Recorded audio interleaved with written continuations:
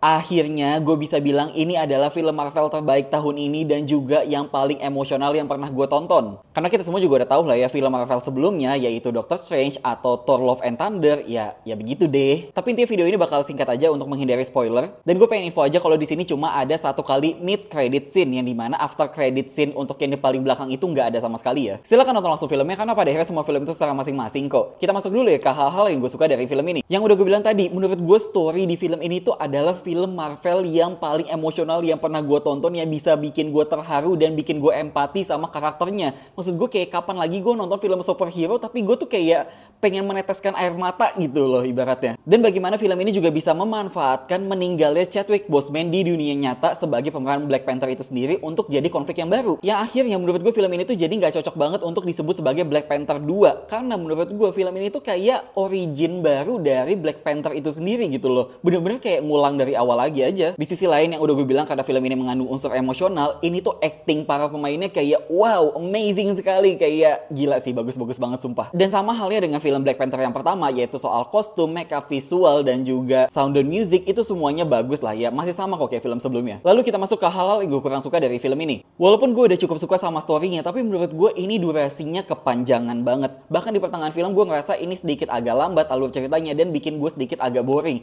Tapi sebenarnya kayak ya udah gitu loh, sebenarnya bisa aja lah dipangkas gitu. Di sisi lain, momen-momen Black Panther yang udah gue tunggu-tungguin di sini tuh kayak oh sedikit sekali ya, cuma di bagian akhir-akhir aja gitu loh. Terutama ketika kita bandingkan dengan jumlah durasi yang lumayan panjang ini loh. Lalu ngomong soal visual effect, menurut gue ada beberapa penggunaan visual effect yang masih agak kasar, tapi dari total durasi film ya mungkin cuma 20% aja sih. Lalu dengan adanya karakter baru manusia biru yang hidupnya di lautan, kalian jadi inget-inget sama film Avatar 2 nanti juga nggak sih? Maksud gue kayak agak-agak mirip ya. Ya udahlah, mungkin itu aja pendapat gue soal film ini. Gimana menurut kalian soal filmnya?